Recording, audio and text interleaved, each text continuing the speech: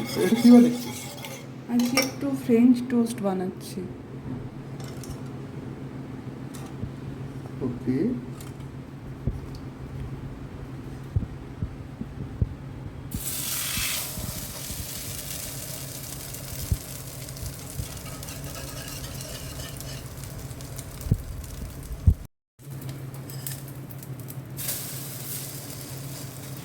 একটু আস্তে, এটা একটু ধীরে ধীরে ভাজতে হবে, যেহেতু এটা দুধ আর ডিম দেওয়া থাকে। দুধের জন্য একটু দেখে মনে হয় যেন একটু পুড়ে গেছে, কিন্তু এরকমই হবে।